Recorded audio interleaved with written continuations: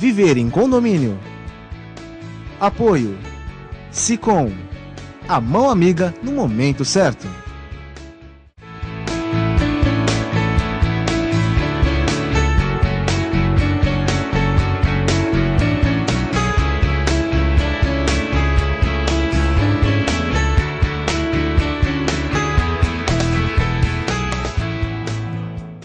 Olá, meus amigos, estamos iniciando mais um programa Viver em Condomínio, aqui na TV Com, canal 11 da NET.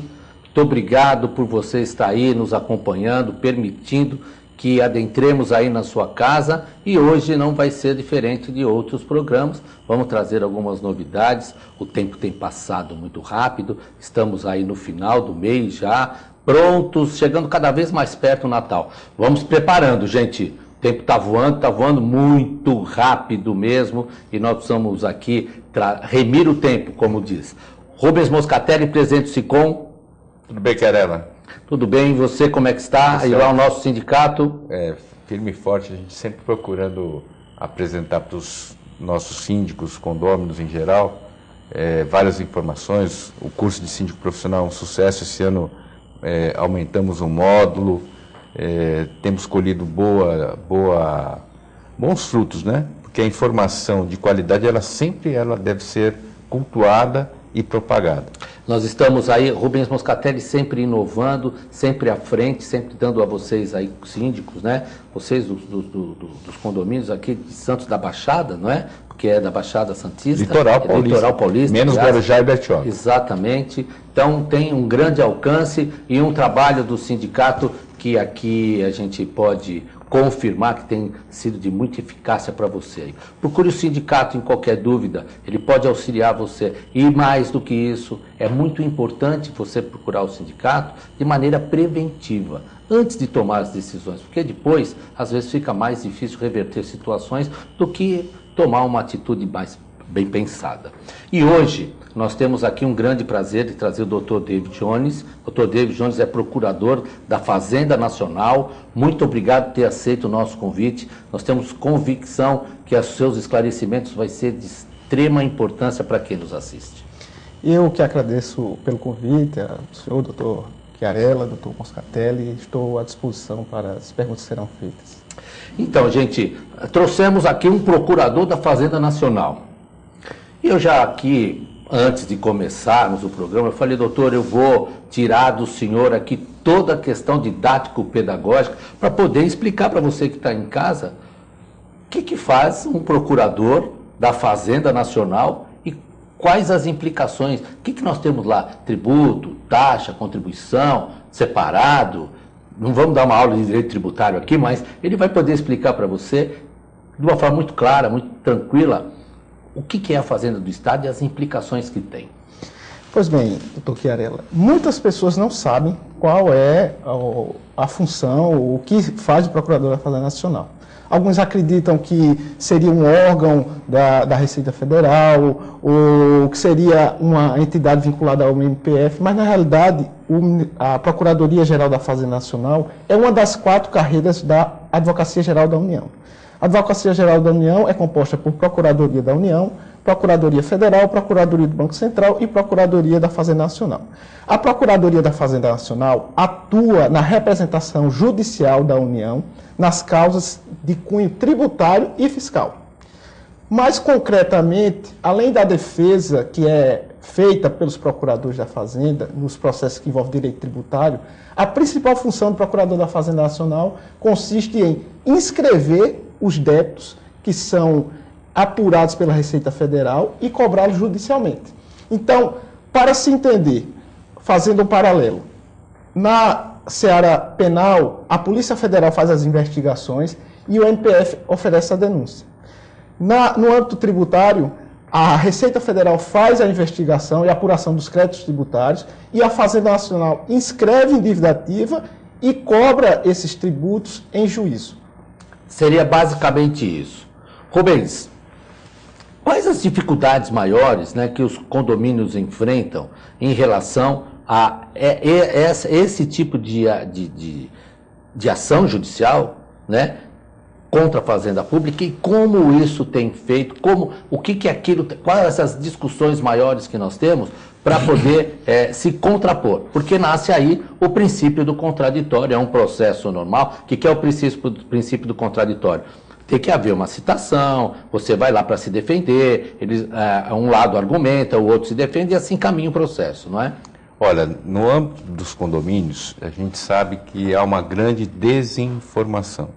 Por quê? Porque o síndico, quando assume aquela função para a qual ele foi eleito, gerir aquele condomínio, ele tem muitos desconhecimentos, algumas suposições equivocadas e muito desconhecimento. Uma parte delas, por exemplo, desse desconhecimento, é a questão tributária e fiscal. Por quê? Porque ele não sabe como é que... Olha, tem que ser um especialista, procurador da Fazenda, para poder entender o nosso caminho do sistema tributário nacional. Que na medida que você o compreende, você consegue trilhar. Então há vários mecanismos que são desconhecidos. Por exemplo, a questão das obrigações do condomínio. Condomínio, a grande parte dos tributos, ele é isento. Ele só não é isento das contribuições sociais, que alguns chamam de tributos. Eu prefiro dizer que são contribuições sociais de caráter federal, mas que não tem característica de tributo. Mas veja só, o condomínio ele tem a obrigação de fazer retenções, informações e recolhimento em nome de terceiros. Se eu não fizer alguma dessas coisas, eu posso estar inscrito na dívida ativa como devedor principal. E veja, então é em substituição ao que era realmente devedor. Eu contratei a empresa do Querela, vamos imaginar que você tenha uma empresa lá de limpeza. Contratei a vossa empresa para fazer lá um serviço no condomínio.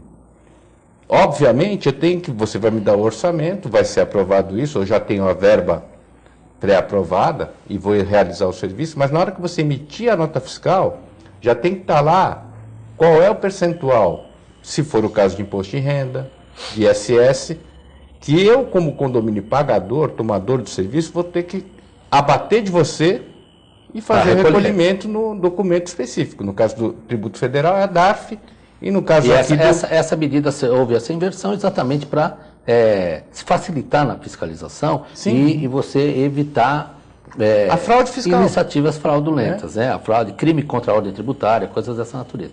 Mas o que eu queria, que me chama a atenção aqui... E a grande dificuldade é saber essa questão da dívida ativa, que às vezes a pessoa nem sabe que está inscrito, porque fica armazenado. É um mecanismo que tanto a Fazenda Nacional como a Municipal e também a Estadual se utiliza para garantir o seu crédito no futuro. Perfeito. Se não fizer isso, ela perde o crédito. Para você que está nos assistindo aí, que está no seu prédio, né, que tem que acompanhar também, fiscalizar todos os recebimentos, tudo aquilo que se faz. Eu fico imaginando hoje, né, aquelas verdadeiras cidades que são condomínios de 4, 5 torres com 25 andares. São cidades para se administrar bem, da verdade é isso.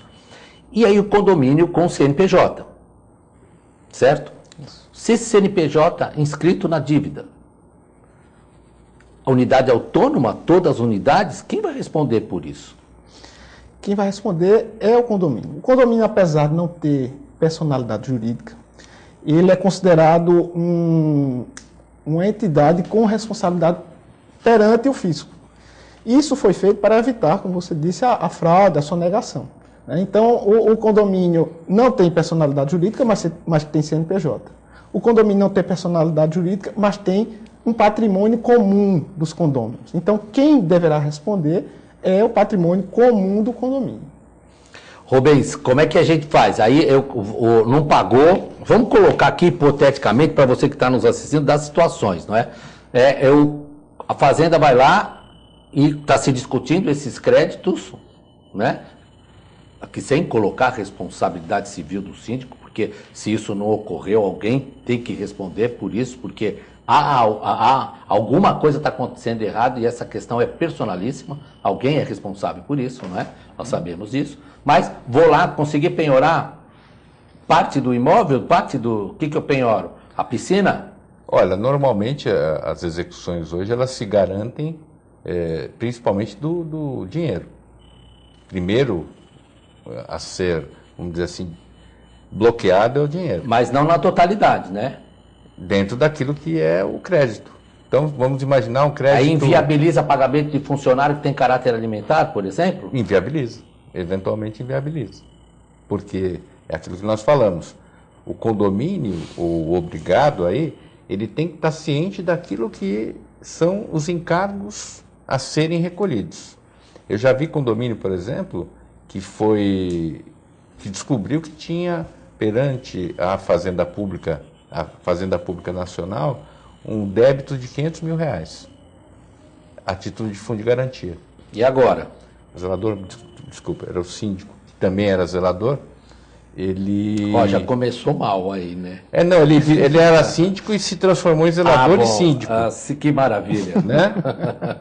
Mas quem o elegeu também é responsável. Claro, exatamente. Né? Mas ele faleceu.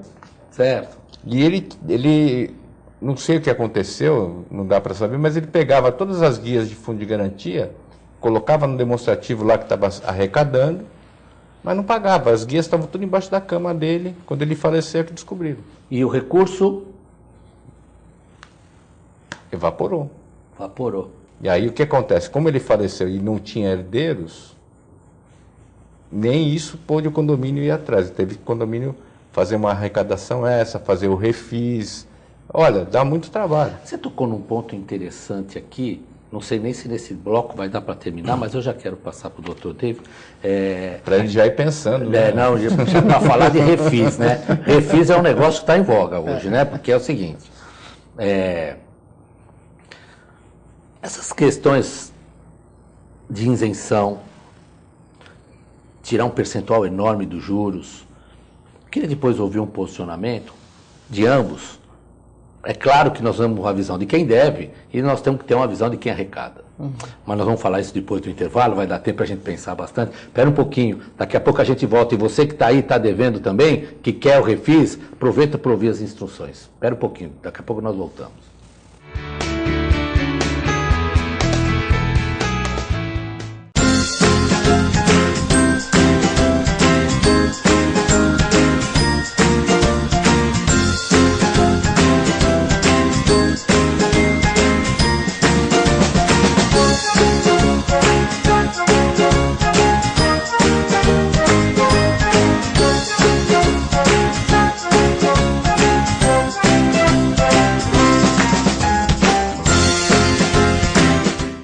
A AC Serviços é uma empresa que se dedica à prestação de serviços especializados em condomínios, administradoras, indústrias, entre outros. Terceirize sua mão de obra especializada com a AC Serviços. Você ganha tempo para pensar no mais importante, sua gestão. Nossos serviços são exemplos de ações e soluções práticas, com padrões de atendimentos personalizados que garante aos nossos clientes a eficiência e a boa aparência dos nossos funcionários. AC Serviços. Telefone 3324-3057. Se você quer algo diferente e está por dentro de tudo que acontece em sua cidade, mande dicas, sugestões de pauta pela nossa fanpage facebook.com/tvcom.santos. Interaja com a programação da sua TV Com.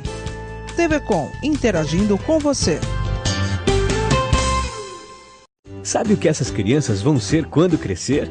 Serão adultos que poderão escolher suas carreiras e decidir pelo próprio futuro. Pois hoje, as empresas que participam do programa Empresa Amiga da Criança investem no presente para mudar o futuro de muitas crianças e adolescentes. Crianças que brincam e estudam crescem mais sadias, desenvolvem-se melhor e tornam-se adultos que farão a diferença amanhã. Junte-se à Fundação Abrinq e seja uma empresa amiga da criança.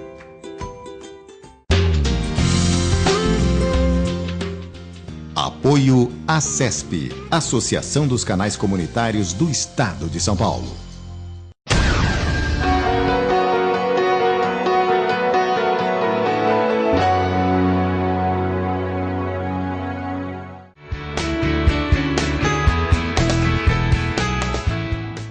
Estamos de volta com o nosso programa Ver e Condomínio aqui na TV Com, canal 11 da NET. Está conosco o Dr. David Jones, procurador da Fazenda Nacional.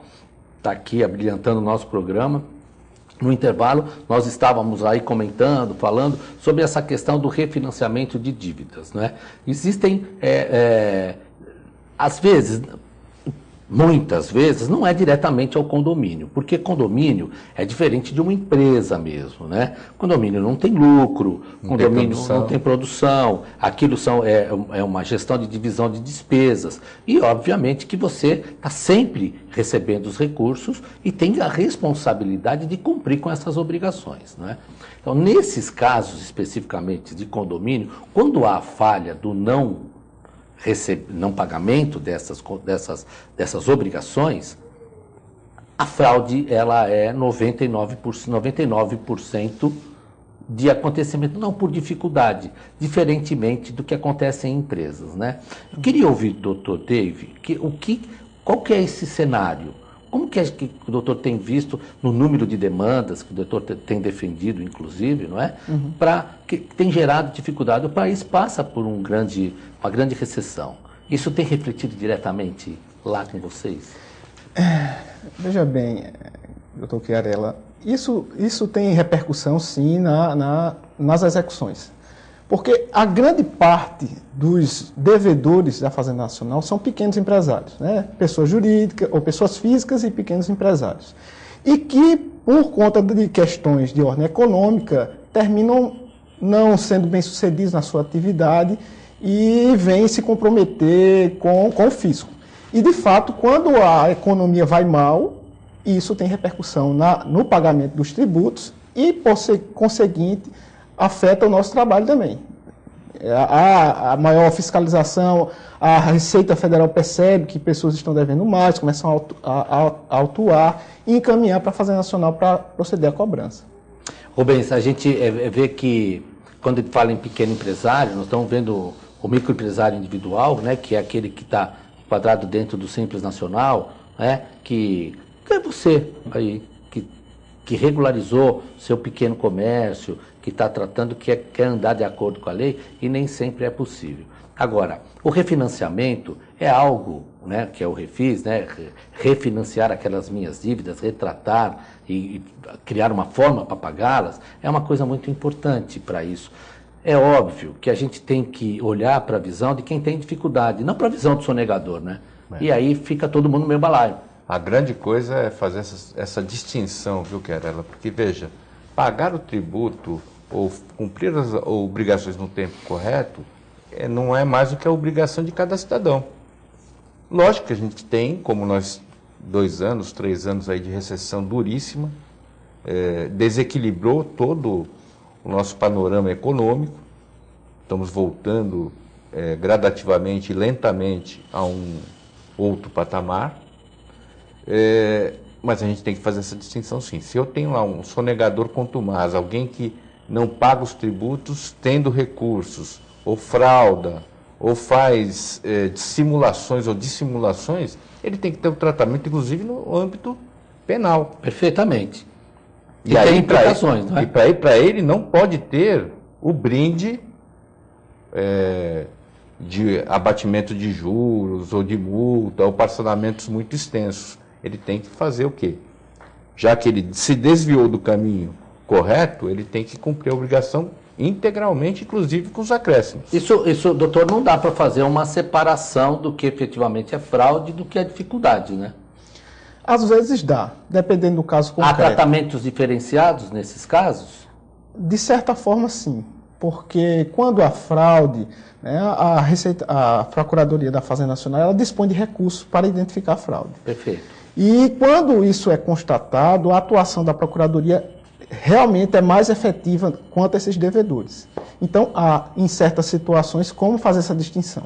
E falando em fraude, que a gente tem que deixar claro, viu, Chiarella e David, para todos, é que nem todos os devedores que estão lá fazendo refis são simuladores, claro, são fraudados, muito pelo contrário. Por isso que nós fizemos aqui questão de colocar o ponto primeiro, né, de análise, que é a questão da recessão mesmo. Porque o chamado bom pagador fica revoltadíssimo quando ele vê, não só na Fazenda Nacional, mas muitas prefeituras fazem isso. Chega uma hora lá e diz, olha, está batendo 70% dos juros, então, e o cara pagou... Pois é, né? Aí, então, gente, eu quero aqui me posicionar, guardando as polêmicas que isso pode gerar.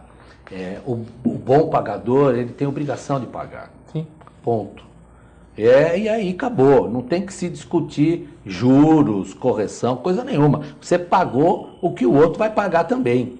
Até porque ele vai ter algum Só acréscimo. que fora da hora, que deveria ter sido pago. Então, não desprivilegia ninguém. Eu acho que é o contrário isso, né? Porque a gente sabe também que os juros e as multas, elas não são pequenininhas, não. Elas são pesadas mesmo para inibir. A gente sabe disso. Mas eu queria partir para um outro caminho, uma outra conversa que é importante para você saber também, é na questão da execução dessa dívida, né? Então, é uma coisa interessante que eu queria ouvir do doutor, é quando está inscreveu-se na dívida, ele já tem uma conotação, uma ideia de já uma eventual execução. E aí pode se caracterizar já diretamente fraude à execução. E aí tem implicações diretas no imóvel, não é exatamente isso? Isso. Veja bem, quando a Receita Federal apura a existência de um débito, ela encaminha esse débito para a Fazenda Nacional. A pessoa é intimada para pagar, se não pagar, encaminha-se para a Fazenda Nacional e a Fazenda Nacional vai verificar se o débito foi constituído da forma correta e inscreve dívida ativa. Para que se inscreve dívida ativa? Para se emitir uma certidão de dívida ativa para que se possa entrar com ação de execução. Só que, a partir do momento que o débito é inscrito em dívida ativa, qualquer alienação de bens do devedor considera-se fraude à execução. Perfeito. Então, mesmo que você vá no cartório de imóveis, tire uma certidão e perceba lá que um imóvel que você está interessado em comprar não tem penhora, se ele tiver dívida inscrita, o devedor tiver dívida inscrita na dívida ativa da União, esse bem pode ser penhorado e levado à execução. Passivo de penhora e execução. Então, Rubens, um dos cuidados é tirar as certidões, todas as certidões, inclusive as certidões da Fazenda. Eu sempre falo no curso e para as pessoas que nos procuram lá no sindicato, que o adquirente tem que se lembrar do artigo 1345 do Código Civil. Quem adquire imóvel, ele adquire com o bônus, que é, poxa, comprei o imóvel dos meus sonhos, onde eu quero, na cidade que eu quero, no andar, só que ao mesmo tempo recebe o ônus. Se esse imóvel tiver certidão de dívida ativa emitida e eu não me acautelei de procurar, ou por outro lado, vamos pensar uma coisa mais básica. Bom, eu comprei lá o apartamento, mas eu não fui à administração condominial, ou não procurei o síndico para saber se o imóvel tinha dívida perante o condomínio, que pode ter dívida que não está ajuizada. Que daí eu fiz um mau negócio, eu não negociei com o vendedor para abater aquele valor e ainda vou ter que me responsabilizar pelo pagamento daquilo com os acréscimos legais. Então, toda transação imobiliária que envolva condomínio principalmente, ela se baseia nessas informações. Saber quem é o dono efetivo, proprietário, se esse proprietário não tem nenhuma restrição, porque se ele for sócio, por exemplo, de uma empresa, e essa empresa está sendo executada ou tem uma dívida junto à União, ao Estado ou ao município, aquele patrimônio poderá ser afetado. Então, tudo isso, na transação imobiliária, eu já tenho que me acautelar. É uma coisa interessante aqui, que a gente está tratando, né, que é... Primeiro, quando tem a inscrição na dívida ativa, ainda ela não é um processo judicial, é só uma inscrição que vai se intimar para pagar, depois que não paga, o Estado, né, a Fazenda Nacional, vai executar. Qual o prazo que ela tem para fazer isso? Desde a inscrição ou da dívida para se inscrever e até executar, para que não se perca o direito de fazê-lo, né? Que é a chamada, você que está nos assistindo, chama de prescrição ou decadência desses direitos. Veja bem, os débitos tributários, né, que são inscritos em dívida ativa, porque existem créditos tributários e não tributários, Perfeito. Que têm tratamentos diferentes. Mas os tributários, que são os mais comuns, eles consideram-se constituídos, né, o prazo prescricional conta a partir da constituição definitiva do crédito tributário. Ok. Então, depois que ele é constituído no âmbito administrativo, a parte é intimada para em 30 dias pagar. Não pagando, a partir daquele momento, considera-se constituído definitivamente.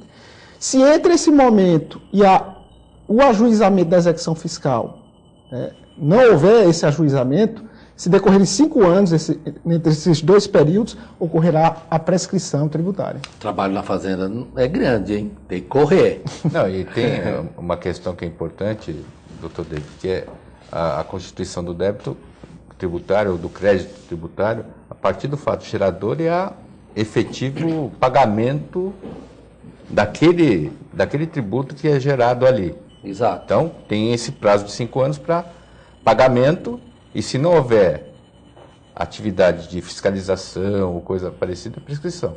Então, tem mais um assunto. Pode haver também a decadência, que se não, exatamente, não emitir a certidão. Né? Mais um pontinho aqui, muito rapidamente, que o nosso programa está voando. Isso é muito técnico também, né? E mais para você entender, a pessoa tem uma dívida. Ela foi lá e refinanciou. Né? Quando eu vou buscar essa certidão ela vem positiva com efeito negativo. Certo. Negativa com efeito positivo, ao contrário, não é? Isso. Então, essa negativa com efeito positivo elide a responsabilidade futura de não pagamento das parcelas que eventualmente fez? Vai recair isso também ainda sobre o bem? Por exemplo, a pessoa está lá, vai comprar, tinha uma dívida, né? Confessou a dever. Aí ele fez e veio uma certidão, quer dizer o quê? Ó, eu já financiei, vou vender. Aí ele vende. E não paga o refinanciamento lá. Faz como? Existe uma controvérsia sobre o tema. Se ficar demonstrado, de fato, que houve fraude, que a pessoa apenas parcelou para vender o bem Perfeito. E depois deixou a dívida de lado, então a Fazenda Nacional irá pedir o reconhecimento da fraude da execução. Esquecer que na fraude de execução, o ato negocial se torna ineficaz. Perfeito. E se tornando ineficaz, o adquirente está lascado, ele vai ter que discutir com... O que o Rubens está querendo dizer para você é o seguinte: vendeu, caracterizou a fraude, não tem mais venda, acabou, volta tudo como era antes. Só que aí, quem comprou vai ter que correr atrás do devedor. Aí você vai chorar lá com o comprador que é lugar quente ali. E a briga também é grande. Rubens, suas considerações finais. Olha, muito importante o programa de hoje. As questões tributárias que envolvam ou não o condomínio, elas são muito complexas. E acho que mereceria, a gente já deixa intimado aqui o doutor David, para outras oportunidades vir aqui para nos esclarecer. Porque o nosso sistema tributário merece, como nós sempre falamos, reformas, para tornar mais fácil o entendimento e tornar mais dinâmica a arrecadação federal, estadual, municipal, para que não haja injustiça com ninguém.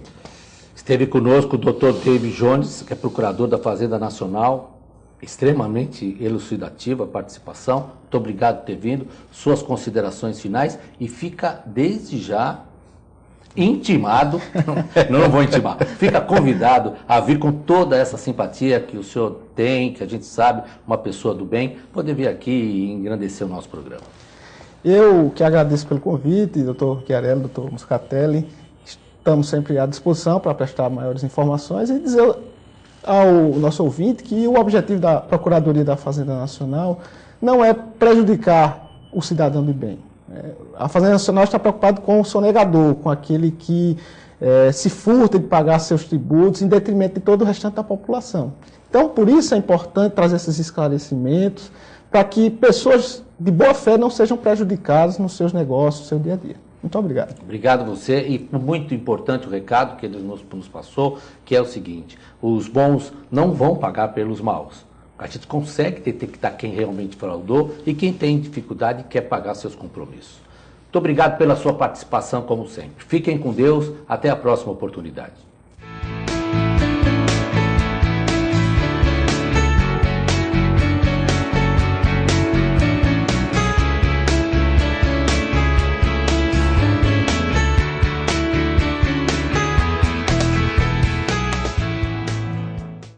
Viver em condomínio.